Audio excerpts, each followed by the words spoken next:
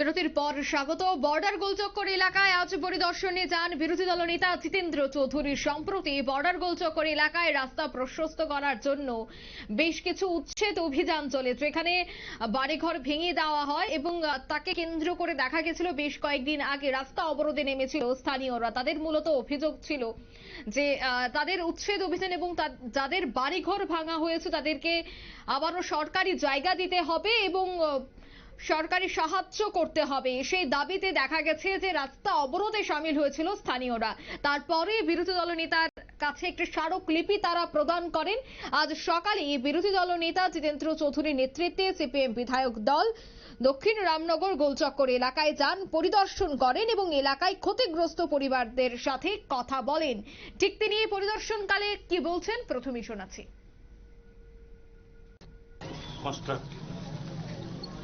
এখানে যে সমস্ত বাড়িঘর আমরা দেখলাম, এই যে আখাউড়ার রোডের পর থেকেই প্রায় শুরু হয়েছে, দোকান বাড়ি, তারা কেউ 60 বছর, কেউ 50 বছর, কমে 40 বছর ধরে এখানে বসবাস করছে।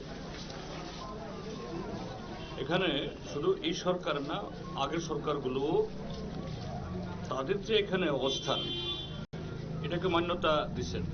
তাদেরকে এই গ্যাসের কানেকশন দেওয়া হয়েছে, বিদ্যুতের লাইন দেওয়া হয়েছে, রেশন কার্ড আছে। তারা এখানে মিউনিসিপ্যালিটির এই কর্পোরেটর নির্বাচিত করে, বিধায়ক নির্বাচিত করে, তারা এমপি নির্বাচিত করে। তার মানে কি? তাহলে এরা অস্বীকৃত উইরা এসে জুইরা বইছে এরকম নাগরিক না, তারা সম্পূর্ণ বৈধ নাগরিক। সরকারের নজরেই এখানে আছে, সরকারকে তারা নিয়মিত ট্যাক্স দেয় এবং তাদের যে দৈনন্দিন রোজগার গায়ে গতরে নানাভাবে করেন। এটাও একটা সমাজের, রাষ্ট্রের অপরিহার্য। অর্থাৎ সেদিক থেকে তারাও আমাদের এই রাষ্ট্রের বা সমাজের বিকাশে এরা গুরুত্বপূর্ণ যোগদান রাখে। এখন এই আমাদের দক্ষিণ ত্রিপুরা থেকে যে জাতীয় সড়ক এসছে, এদিকে এই উত্তর ত্রিপুরা থেকে আসছে, এই দুটার মধ্যে এই মানে লিঙ্ক করতে হবে। শহরটাকে আরো বেশি যানজট মুক্ত করার জন্য বাইপাস করতে হবে। উত্তম উদ্যোগ। ত্রিপুরা রাজ্যের 40 লক্ষ মানুষ সবাই চায়।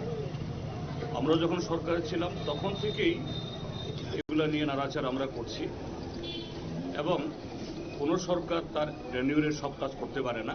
পরবর্তী সরকার এসে তার অবশিষ্টটা পূরণ করে তারা এগুলি করছে। এখন ভালো, তাদেরও যোগদান আছে, কিন্তু এটা করতে গিয়ে এই গরিব মানুষ, এদের একটা ভালো বাড়ি ঘরও নেই, স্টেবল অর্থাৎ স্থায়ী রোজগার নেই। এখন তাদেরকে হঠাৎ করে 15-20 দিন নোটিশ দিয়ে বুলডোজার দিয়ে ভেঙে দেওয়া হলো। অমানবিক। এবং শুধু অমানবিক বললে বোধ হয় মানে কম বলা হবে। ভারতবর্ষের সর্বোচ্চ আদালত সুপ্রিম কোর্ট 1 সপ্তাহ তো হয়নি, এই তো কদিন আগে রায় দিয়েছেন, বুলডোজার জাস্টিস একটা গণতান্ত্রিক রাষ্ট্রে এটা অচল, এটা অন্যায়, অমানবিক। আজকে এই সরকার যে কাজটা করলো এটা তো সুপ্রিম কোর্টকেও চ্যালেঞ্জ করছে। আমাদের দেশের সংবিধানের রক্ষার জন্য সুপ্রিম কোর্ট হলো তার সবচেয়ে বড় ভূমিকা। সেই সুপ্রিম কোর্টকেও এই বুলডোজার দিয়ে এরা তার রায়কে এখানে গড়িয়ে দিল। এটা হওয়া উচিত। এখন আমার কাছে যে স্মারকলিপি তারা দিয়েছেন, আমি বলবো যে মানুষগুলো তারা কতটুকু যে রাষ্ট্রের নির্মাণে বা সমাজের নির্মাণে তারা এত ক্ষতি হওয়ার পর কেউ দেখছেন আপনারা খোলা আকাশের নিচে ঘুমোচ্ছে, ঠান্ডা আস্তে আস্তে পড়ছে এই অবস্থায়, আর কদিন বাদে হলে তো অসুস্থ হয়ে মারা যাবে। তারা শুধু 2 দফা দাবি লিখেছেন। কি লিখেছেন? গোলচক্কর সংলগ্ন কোন সরকারি জমিতে গৃহ নির্মাণ করে আমাদের পুনর্বাসন দেওয়া হোক, আমাদের জীবন জীবিকা নির্বাহের জন্য নিশ্চিত আয়ের ব্যবস্থা করা হোক। আমি বলবো এর চাইতে যে বাধ্য নাগরিক, এর চাইতে যে দেশকে ভালো। আপনারা শুনলেন বিরোধী দলনেতা জিতেন্দ্র চৌধুরীর বক্তব্য। তিনি বললেন যে সুপ্রিম কোর্টের রায়কে অবমাননা করা হয়েছে, বুলডোজার দিয়ে গুড়িয়ে দেওয়ার এই নীতিকে কোনোভাবেই তিনি সমর্থন করছেন না। সে বিষয়ে আমি বিস্তারিত জানবো। টেলিফোন লাইনে এই মুহূর্তে যুক্ত হয়ে গেছে বিজেপির সহ সভাপতি তাপস ভট্টাচার্য। তাপস বাবু, প্রথমে আপনাকে নিউজ ভ্যানগার্ডের পর্দায় স্বাগত জানাচ্ছি। নমস্কার। একদম। এবং আমরা যে খবর এতক্ষণ যাবত দেখছিলাম যে জিতেন্দ্র চৌধুরী তিনি গেছেন বর্ডার গোলচক্কর এলাকায় এবং সেখানে গিয়ে তিনি পরিদর্শন করার পর যে কথা তিনি বললেন যে একেবারে সংবিধান বিরোধী, গণতন্ত্র বিরোধী, তারা প্রতিনিয়ত কারেন্ট বিল এবং তাদের রেশন কার্ড রয়েছে বৈধ, কিন্তু তারপরেও কিভাবে বুলডোজার দিয়ে তাদের বাড়ি ঘর গুড়িয়ে দেওয়া হয় সেটা কোনোভাবেই সংবিধানে থাকে না, বা এটা পুরোটাই সংবিধান বিরোধী বলে তিনি দাবি করলেন। আপনি কি বলবেন বিষয়টা নিয়ে? আমি শুনেছি বিষয়টা, তবে এই মানে ইদানিং দেখা যাচ্ছে যে তারা সিপিএম পার্টির যারা নেতৃত্বরা আছেন তারা এক একজন সংবিধান বিশেষজ্ঞ হিসেবে নিজেদেরকে জাহির করতে শুরু করেছেন।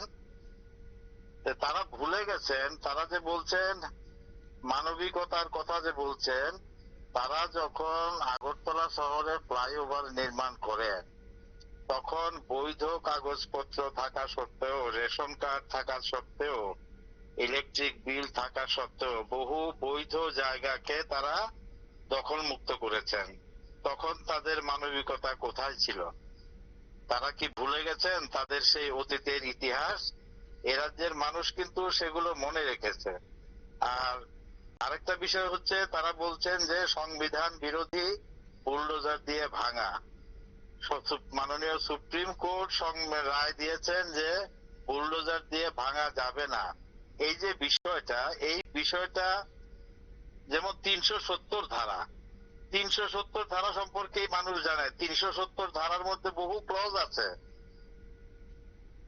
সেরকম ভাবে সুপ্রিম কোর্ট যে রায় দিয়েছে সেই রায়ের মধ্যেও কিন্তু এই কথাটা বলা হয়েছে, কিন্তু তার মধ্যেও অনেকগুলো বিষয় আছে। সেই বিষয়গুলো ওনারা জানেন কি?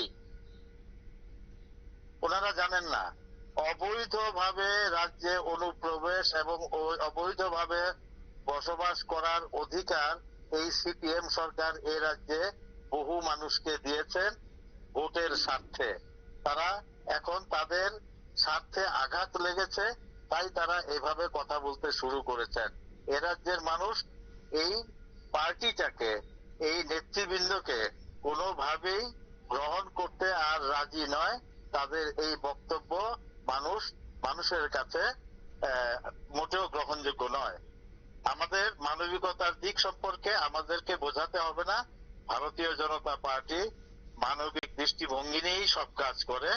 আমরা প্রত্যেকটা মানুষের প্রতি মানবিক দিক নিয়েই চিন্তা করি। যাদের কোনো না কোনো ভাবে যদি কোনো কারণে ক্ষতিগ্রস্ত হয় সেই দিকটাও মাথায় থাকে। সুতরাং মানবিকতার শিক্ষা এই কমিউনিস্ট নেতৃবৃন্দের কাছ থেকে, জিতেন বাবুর কাছ থেকে আমাদের শিখতে হবে না। আমি বলবো তারা তাদের অতীত ইতিহাস নিয়ে আত্মমন্থন করুক, আত্মসমালোচনা করুক এবং এ রাজ্যের মানুষের কাছে তাদের অতীতের কৃতকর্মের জন্য ক্ষমা প্রার্থনা করুক। একদমই। এবং এই যে ক্ষতিগ্রস্তরা, তারা একেবারে বিরোধী দল, অর্থাৎ সিপিএম এর যিনি সম্পাদক জিতেন্দ্র চৌধুরী, সেই জিতেন্দ্র চৌধুরীর কাছে গিয়ে তারা করজোড় আবেদন করেছেন এবং তারা বলেছেন যে জায়গাটি পরিদর্শন করে যাওয়ার জন্য। এই বিষয়টাকে কিভাবে দেখছেন আপনি? এটা করতেই পারে, এটা সাধারণ বিষয়, এটা এমন কোনো উল্লেখযোগ্য বিষয় না। এটা করতেই পারে, উনিও যেতেই পারেন যে কোনো জায়গাতে।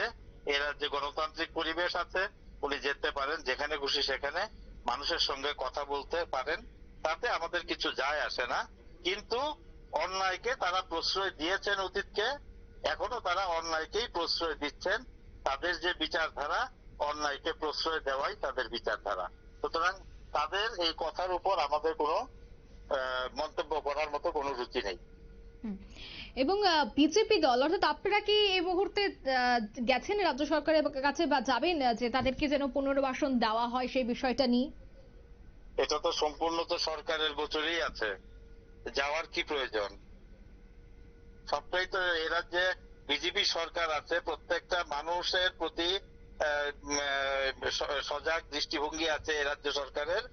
আগরতলা মিউনিসিপ্যালিটির সম্পূর্ণ এই বিষয়ে সচেতন, এবং কি করতে হবে কি করতে হবে না, কোনটা সঠিক কোনটা ব্যাঠিক সে সম্পর্কে স্পষ্ট ধারণা আছে। এগুলো ওনাদের কাছ থেকে শিখতে হবে না। একদমই। এবং আজকের এই পরিদর্শনের পর কিন্তু বামেরা এই বিষয়টাকে ইস্যু করছে এবং রাজনীতি করার চেষ্টা করছে, কিভাবে দেখছেন বিষয়টা? ঘোলা জলে মাছ ধরার চেষ্টা করছে, তাদের হাতে কোনো ইস্যু নেই, তাই তারা এটাকে নিয়ে অহেতুক প্রচার করার চেষ্টা করছে। কিন্তু এগুলো মানুষের কাছে গ্রহণযোগ্য বিষয় না, কারণ ভারতীয় জনতা পার্টির নেতৃত্বে যে সরকার চলছে, এই সরকার রাজ্যবাসীর প্রতি, প্রত্যেকটা মানুষের প্রতি সম্পূর্ণ মানবিক দৃষ্টিভঙ্গি নিয়েই কাজ করে। একদমই, ধন্যবাদ আপনাকে। ধন্যবাদ। অর্থাৎ বিধানসভার বিরোধী দলনেতা জিতেন্দ্র চৌধুরীর নেতৃত্বে সিপিএম এর বিধায়ক দল আজ আগরতলার দক্ষিণ রামনগর গোলচক্কর এলাকায় যায় পরিদর্শনের জন্য এবং সেখানে গিয়ে এলাকাবাসীদের সাথে কথা বলেন এবং এই উচ্ছেদ অভিযান সম্পর্কে কিন্তু জানার চেষ্টা করেন এবং রাজ্য সরকারকে একেবারে তিনি আবেদন জানান যেন খুব দ্রুত তাদের পুনর্বাসনের ব্যবস্থা করুক। নিয়ে নিচ্ছে মুহূর্তে ছোট্ট একটি বিজ্ঞাপন বিরতি, সঙ্গে থাকুন।